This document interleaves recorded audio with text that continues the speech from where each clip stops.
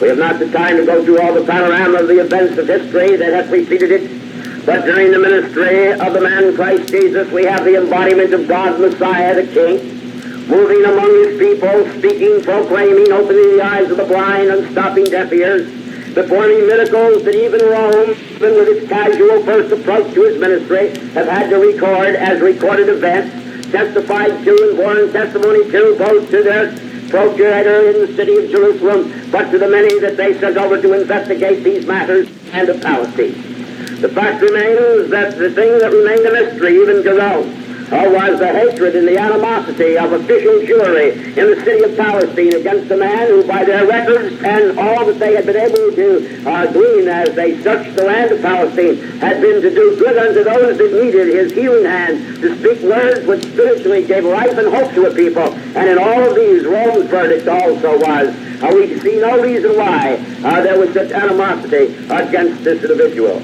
But in the land of Palestine, these things you must know. First, the land of Palestine was under the conquest of Rome, a Roman province. The continual administration of Rome over this province was constant from the hour of its first conquest until the days when the disintegration of the very province itself took place under Titus the Roman. Also, it is to be known that the land of Jerusalem operated under what was called a theocracy. It was the principal processes of Rome to grant a freedom of internal administration to the provinces if they had such forms of government. The land of Palestine, there had been a re-entrance into the land by the two tribes of Judah and Benjamin. They wanted to rebuild the city of Jerusalem, and this had taken place, as you know earlier, during the days when in Medo-Persia they left in Artaxerxes and other forces which had been friendly to the children of Judah and Benjamin were all in favor of their going back to their own homeland to rebuild Judah, the land of Palestine and Jerusalem proper.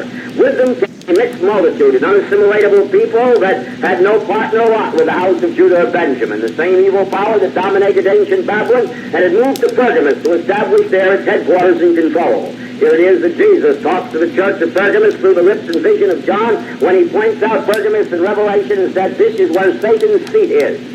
It was here the house of Hades, the house of Herod, and other powers had extended their authority and their manipulation through their money control over Rome itself and had bought and gained control of the kingship of the province underneath the Roman governor and procurator, and thus Herod, king of the Jews, had become king over the land of Palestine, and of course, as you know, was on the throne at the time of the birth of Christ. The house of Herod was to retain administration even after the death of this Herod, as Herod II, also the Tetrarch, later as he was known, retains administration and has this administration as king even at the time of Christ's trial. It's a rather significant thing that the temple of Jerusalem was controlled by a high priesthood. It must be understood that from the days of Moses, that Israel were ruled with a Supreme Court which was made up of 71 personages. This Supreme Court, even in the time of the kingdom, which existed during the time of Saul, of David, and of Solomon, was the real authority for the prosecution and for the hearing of any cases that faced either capital offenses or even lesser offenses under various areas of this administration. Now, this was not a Jewish court. This was a court of your race.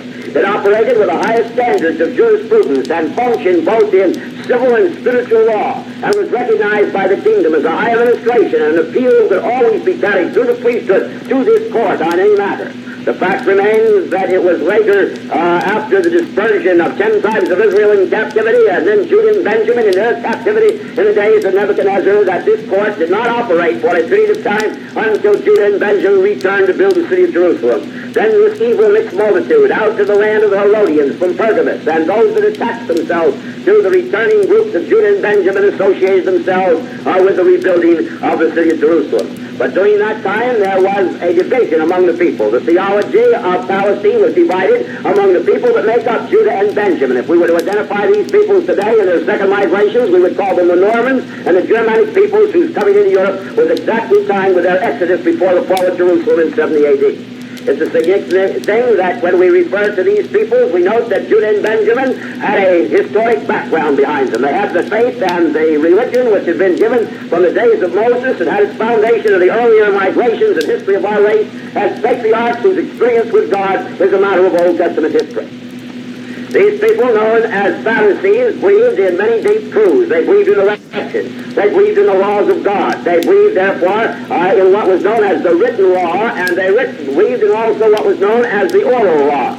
The oral law was not always oral in the fact that it did not have written foundation, but the writings of the prophets such as Isaiah, Jeremiah, and others were added to the knowledge of the law, and the spiritual covenants and promises were also a part of their aspirations, set up the formation and vision of their hopes and expectations. Thus it was also that the advice of the ecclesiastical leaders, which made up the oral law, was called at one time the Mishnah, still is called such even under false misuse today. And so the Pharisees were believers in the resurrection. This was not discussed too much by Moses in the time of his writing, but was discussed by Job, who preceded it, and by the other prophets who had faith in its expectation. So the Pharisees were resurrectionists. And they also believed and taught in the law of God, the hope of God, the eventual kingdom, the sovereignty of the white race, and the ultimate things which God was going to develop through it. The division of the two kingdoms that happened in the days of Jeroboam and their spread through captivity, and the resettling of the 10 tribes of Israel in Western Europe had not warmed up the Pharisees of Judah and Benjamin too much to the portion of the kingdom that had long since departed in the days of Solomon's son Rehoboam. But that destiny was also to be reunited in a rather distinct way. As we go into the background of this, there were another group of people also present inside of Palestine. They were called the Sadducees. Who were they? The Sadducees were made up of Hittites, Canaanites, Amalekites, Herodians, Hazians, and these people were not the descendants of Abraham at all. But they called themselves by identity Jews, and the peoples that lived in the land under their proclamation were called Jews, though the word Jew came from the word Yehudin originally and meant accursed.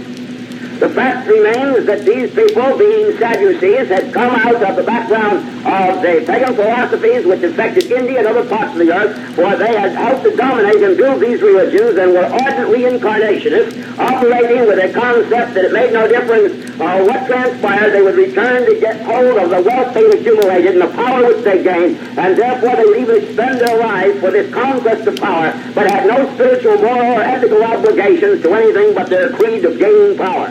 They formed a part of the Luciferian descendancy. They were not descendants of Abraham, though they had called themselves Jews and attached themselves to this strange theocracy that was existing in Palestine. Under Roman law, why, it was essential that all branches of theology that were represented among them as scribes or as teachers or as masters, Jesus said, "You like to be called rabbis and seen in the marketplace and praised of men, and this is the amount of your religion and your faith," and he tells them much concerning their attitude in this matter. But the fact remains that they desired to gain control of this temple theocracy which had an absolute authority under Rome. So in this instance, the Sadducees came in and they demanded seats upon the Sanhedrin. Let me declare to you that the Sanhedrin originally, in its Israelitish background and in the background of your race, had 71 judges upon it. These men were not only supposed to be experts at theology and experts at the law as had been given by God as a mandate to your race, in moral and ethical and sociological problems and in spiritual application. They must have been men of good repute. They must have been selected by the people for their high standing in the community of the various provinces of your land, and at that time were elevated to this court by general selection. Now the fact remains that once such a Sanhedrin was established, it has been perpetuated throughout time by replacement with men selected by the Sanhedrin, the priesthood, for their continuity in carrying out these high standards. It is also a matter that under the great Sanhedrin was a lesser Sanhedrin composed of 23 men. These 23 men could hear cases as it related to even capital punishment for crimes that involved violence against fellow men where death was the result. And this was called the Lesser Sanhedrin. They could not stick upon a theological crime that related, however, to blasphemy. Then there was the third group. The third group involved just 3 men. They were called the Lesser Court. They only sat upon the lesser grievances that involved petty thefts and things of this nature. But all of them comprised the complete Sanhedrin. Now, throughout course in time, this had been the process of law. When Rome, however, had permitted the administration inside of Palestine to remain at the temple level and that the Sanhedrin could meet on the high courts of the hill, there was soon a request upon the part of the Herodians. These false non-Israelites, which Jesus was to identify, and we'll show you with the scriptures which we shall use in a few minutes. They demanded that their Sanhedrin, that they have an equal share in the seats of the Sanhedrin according to their number. And so Rome said, all right, according to your representation, you claim that ye also are scribes, doctors, and teachers of the law coming out of the same background. Therefore, we demand that it be a democratic process, that you have your seats on the Sanhedrin. Now, under Israelitish law, if it were not for the conquest of Rome, they would have deported all these people as undesirable and never have permitted them to have any political power whatsoever inside of their land. Someday we're going to get smart, and two, we're going to deport out of America this undesirable, unassimilatable people that are still at the same job they were at in the days of Jesus. In the midst of this, however, when the Sanhedrin was thus composed, the Pharisees still were the majority. The Sadducees did not have sufficient numbers. They could not capture an election. They could not appoint for themselves a high priest. It happened, however, they had been planning for some time to attain this power. And so one man whose province was influence was great and had many servants and a mighty household, a Sadducean of the house of Hesdon. And he also, being a relative by marriage to the house of Canaan, which were actually Canaanites, and Norway is the one, and desired to gain control of the temple, said, I will do this. I will pull out of the Sanhedrin, pull out of the Sadducees, and proclaim myself a Pharisee. I will tell the world that I accept the principle of the Pharisees, believe in resurrection, the law of Moses, and that I believe in the great vision and spiritual and order law as well as the written one. So then that will number me and my household as Sadducees, or as Pharisees, and it will raise the number of the Pharisees in the Sanhedrin, which they will have to then select from my house. So they thought this was a pretty good strategy. It was a cheap Jewish trick anyhow, and that was to proclaim that he was something he was not in order to gain political power. And this they did. And so we have a word in our English language that has come down from that day to this. The word is shame. It comes from the word of the name of the man's household, Shema. But there was no higher shame than a person who declared himself to be theologically that which he was not, in order to gain power over the house of God, in order to destroy and conquer it, reduce it to slavery. Thus it was the false Sadducees with Roman prestige were seated in the Sanhedrin, now as Pharisees. And when the election came in 7 A.D., they elected Annas high priest. And he became high priest of Canaanite. And the Sadducees won an election because the false Pharisees, who were Canaanites at heart, had elected their own high priest. They then increased the number with each including priest, because all of the previous priests of the upper echelon of the ruling house were therefore members in fact of the great Sanhedrin, adding their number that by the time of Christ there was 12 numbers added to the 71. This made 83 members that had voting power in the Sanhedrin, supposedly only by Mosaic law to be 71, and these 83 were there at the time of the trial of Christ. I want you to know that all during the ministry of Christ, we are confused sometimes in the King James Version, not in the original text, but by the design of those that help with its translation to confuse your faith and your race. We are confused by the continual reference to various peoples by names which are confusing. In fact, the Pharisees, many times under their criticism, should have been translated by original and Aramaic text, and we see this also from the early Alexandrian text as Shema Pharisees, or false Pharisees. The true Pharisees had a different outlook, were the true theologians of the time. In fact, the temple had not only been taken over during the time of Christ's early boyhood, but by the time of his ministry was dominated by these Canaanite priests. It was not only dominated, but they had turned it into a house of merchandise. They were using fraudulent processes and even selling the animals for sacrifice. They were exploiting people. They were changing and shortchanging them. They were involved in an international banking program on the very steps of the temple, and they were charging and money at usurious rates, all of which Christ identified when during his ministry he turned and said, "Ye have made my Father's house a den of robbers, murderers, and thieves." And he drove the money changers out of the temple. The fact remains that this happened in numerous occasions, but operated under the license of this strange and pagan priesthood. Still, the theology of Israel carried on. There was one young teacher who was a brilliant master and was known as Nicodemus, and he taught in a school of thought that was one of the dividing phases of Israel's theology. Two men taught. One was called Gamaliel, and the other was taught Nicodemus, who had the theological students in that part of the court of the temple where they assembled to be instructed. Gamaliel was a great and honest man, but his philosophies as it related to the thinking of the people was that the grace of God would reach down to forgive violations of the law, and that the processes of his Spirit would bring about proper repentance because he was God. Nicodemus also was an honest man, belonged to another school of theology, even among the Pharisees, which taught that the individual would have to make certain decisions, accept the same principles, or otherwise he might be cast out into some area where it would be impossible to discover him. If we were to identify them today, we would have said Nicodemus was a Methodist, and we would have said that Gamaliel was a Calvinist or a Baptist, because their theology was related to the issues of grace. The Apostle Paul was taught originally even in his own area of the kingdom under Gamaliel, and later when he became an ardent Christian, you remember that his doctrines were filled with the grace and the background, the influence of the teachings of Gamaliel. Add this to the Apocrypha, which later was the book which he wrote, the Apocalypse of Paul, from his heavenly experience, and you will see where he had the background of the things he wrote for us in the epistles. Now we remember this, that these masters of Israel saw Jesus daily coming and going from Jerusalem. They heard the words that he said. And what he said was in actual fulfillment of the prophecies they had heard. At one time they were gathered together, and you will read in your scriptures that he was speaking in a certain house. And we are told that they were men of law, doctors of law, scribes and Pharisees from all over Palestine, in every portion and out of every city. These doctors of the law came to hear and to see what he would do. So this had been a summed-up meeting by the Pharisees to evaluate the Messiahship of Jesus. It was at that meeting that the roof was taken off of the building, and a man was lowered down in front of sight because the press of the crowd was so great that no one could even get into the building but those that were already there. It was here that Jesus turned to this man and said unto him, Thy sins be forgiven thee. But before this he says, Rise and take up thy bed and walk. And when they saw him get up and take up his bed and walk, why, the great challenge that came out of the Pharisees is, who is this man that can do this? Jesus had said, Thy sins be forgiven thee. They did not like that. When he says, Rise and take up thy bed and walk, they were challenged by the miracle.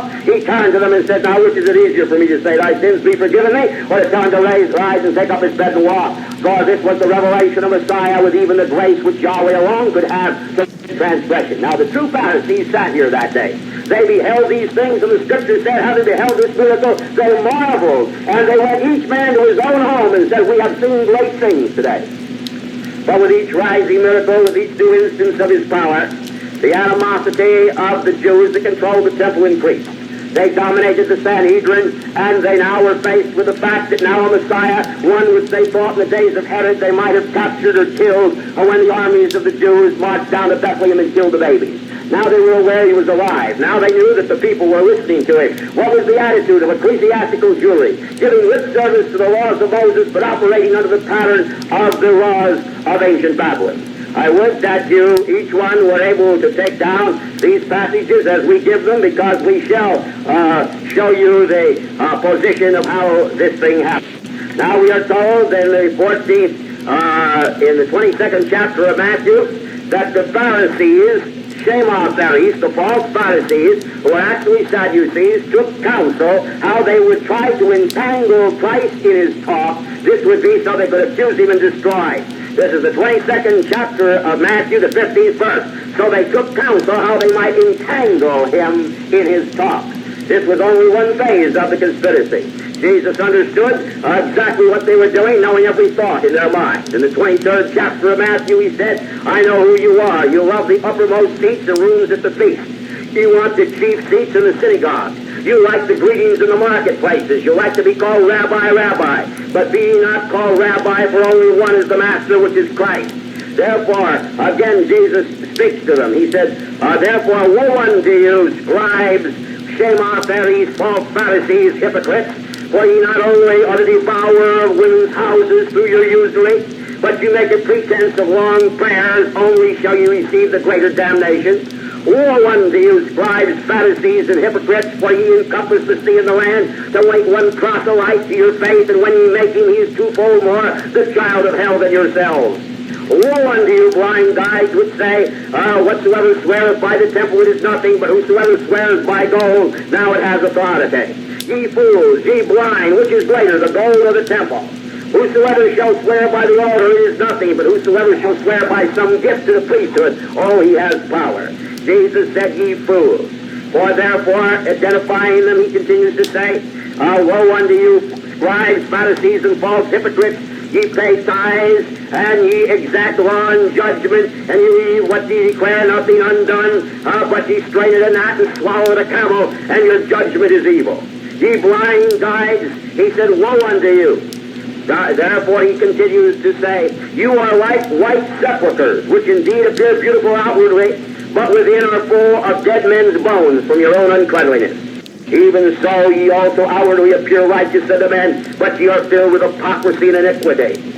Woe unto you, because you built the tombs of the prophets, and ye garnished the sepulchres of the righteous.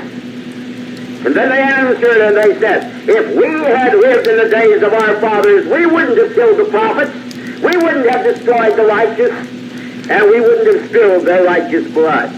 Then Jesus said, you have just borne witness of yourselves before this people, that you're the children of the prophet killers, you're Canaanites, you're Hittites, you're Amalekites, you're not the house of Abraham. You've just borne witness by your very words. Yes, and we hear the same words today from the Nye Brit as it sends out its publications. If we had lived in the day of Jesus, we wouldn't have crucified Christ. No, they would measure up the full measure of their fathers, for they would crucify the whole Christian world with their communist revolution. I turn here now to the words of Jesus, and he said, therefore ye bear witness against yourselves that you're the children of those that killed the prophets. And Jesus said, fill ye then the measure of your fathers. This ye will do. You are the serpents. You are the generation of the viper. How can ye escape the judgment? Behold, I send prophets and wise men and scribes. Some ye kill, some ye crucify. Some ye scourge, or ye deliver them up in your synagogues, or you persecute them. Upon you is the judgment of all the righteous blood that has been slain upon the earth, from the blood of righteous Abel unto Zacharias, the son of Barchias, whom you slew between the temple and the altar. Verily I say, all these things in judgment come on this generation, this progeny. You are the descendants of Cain, the murderer of Abel, and guilty of every massacre and every assassination of that which is right from that day to this one. Now, in their attempt to challenge Jesus, they challenged the omniscient, incarnate Messiah, who knew every one of them and who they were, and identified the Jews that controlled the temple of Jerusalem were Canaanites and not Israelites, were the enemies of the kingdom, and they had stolen this power. Now let us note the nature of these people in the face of the miracles and the continued good which Christ would perform. For there is no process that is more clear than this situation. After Jesus had made this announcement, we read these words, the 26th chapter of the book of Matthew. And it came to pass that when Jesus had finished all these things, and this had come to pass, he said to his disciples, you know that after 2 days will come the feast of the Passover, and the Son of Man is going to be betrayed and crucified.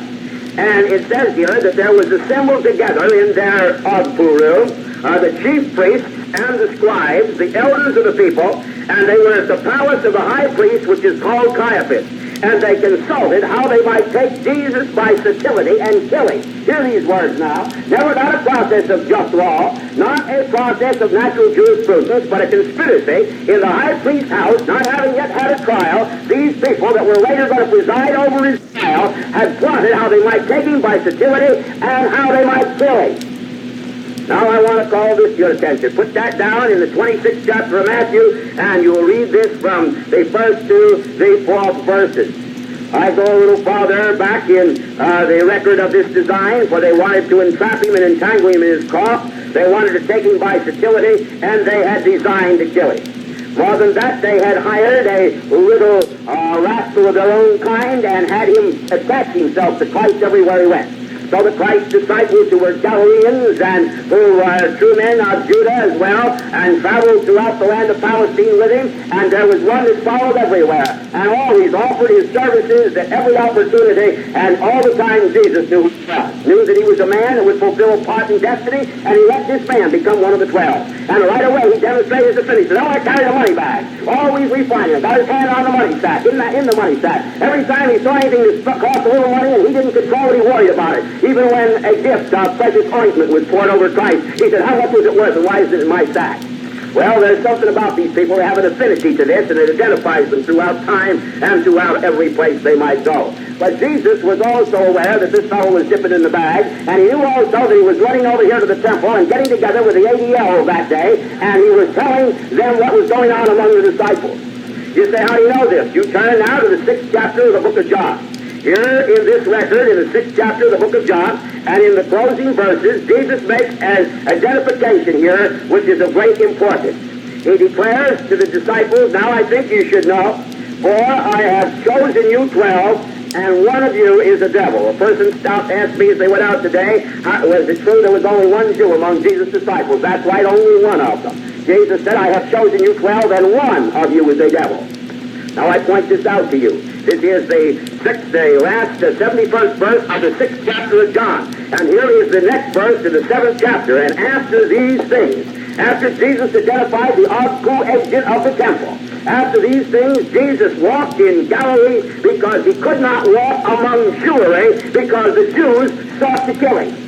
He could not walk among Jewry because the Jews sought to kill him. And it tells us in this 7th chapter that when Jesus went down to Galilee, he went down among his brethren and his family and his friends. There were no Jews down inside of Galilee, and Galilee was where the patriots were, and Galilee was where the zealots came from, and Galilee knew what was going on, and even Rome knew that down in Galilee was the resistance. And you will find in the records that every once in a while, angered by the Jewish Revolution and angered by the patriots in Galilee, that even Pilate sacrificed once in a while a Galilean upon the altars mixed with the sacrifices in Jerusalem.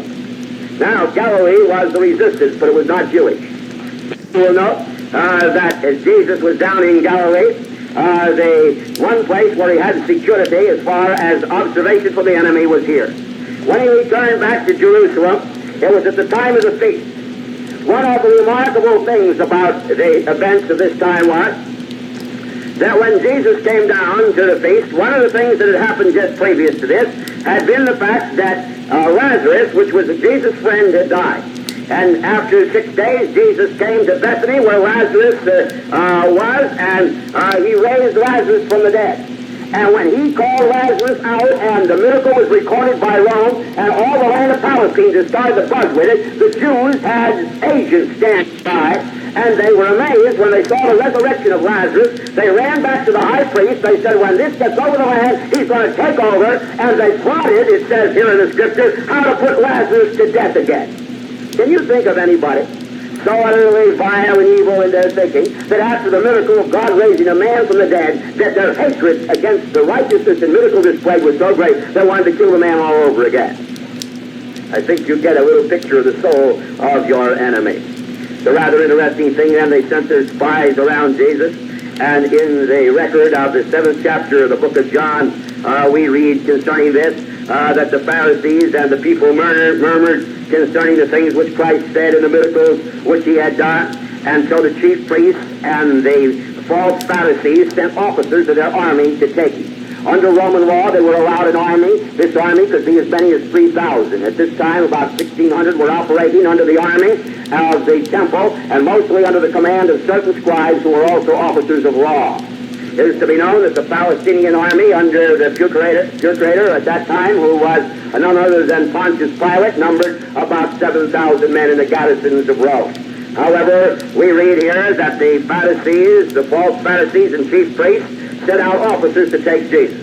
And Jesus saw them, and he said, yet a little while I'm here, and then I go unto the celestial, or agranumos, under the spirit that holds together the heavens and the earth. I go into the plane of spirits. Now, ye shall seek me, he said, but you're not going to find me, and where I go you cannot come. Now, I like this passage, and I want you to know that while they were trying to pre-try Christ to prove certain things, you'll never have to worry, you'll never find a Jew in heaven. Someone said, how do you know? Because Jesus proved it. He says, you're going to search for me, but where I go, you cannot come. Now, then said the Jews, where can he go in the earth, or where shall he go to, that we will not find him? They had great faith in the ADL in that day. They said, there's no place he can go to that we won't find him. Well, our fool is everywhere. Where can he go that we will not find him? Then they admitted that they knew that the tribes of Israel were in Ephraim, and were in Britain, and in Western Europe. They said, now just where would they go? Do you suppose that he'll go out among the ethnos of the nations and the dispersed in these nations and teach them? The dispersed meant those who had been of the 10 tribes that had come through the passes and settled in Europe. That's one place they knew they couldn't go, because in Anglo-Saxon and in the heart of Germany, it was not permitted for its Jew to enter. Now, they not only admit this there, but as Jesus continues to speak, why, the soldiers sent out to seize him, suddenly in fear go back to the temple. I quote now John in the 8th chapter. And the Pharisees and chief officers came out that east. They said, where is he? Why didn't you bring him? Then they said, well, first, there never was a man that spoke like this man. He paralyzed us while he spoke. We were afraid to touch him. Besides the people were spellbound by his word. People were on his side. The right wing was waking up, and it wouldn't be safe to take him away from the right wing. Then the rulers said, have any of the prominent Pharisees breathed on him? And the soldiers, not being theologians, couldn't answer. No, they said, it's this people that don't understand these fine points of our law, and they're just the masses, cursed already, to be ruled by us forever. And so therefore, don't worry too much about them, but we've got to be subtle about it.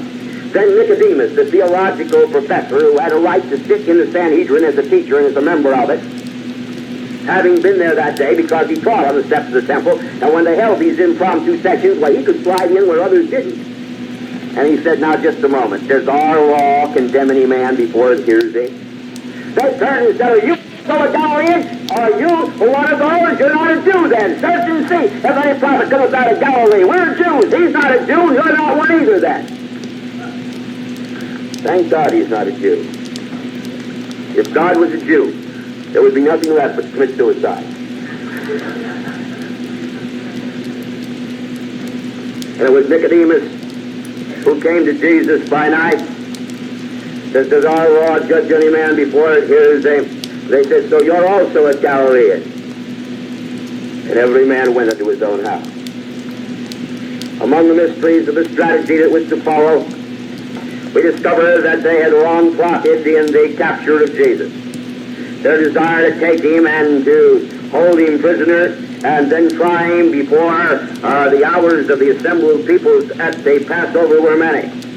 We are to discover, therefore, that after the recognition that Christ was not going to join them and they couldn't make him submit and that his miracles were greater than they could contend with, they said, we've got to kill him. And they plotted with subtlety how to put him to death, as we read to you.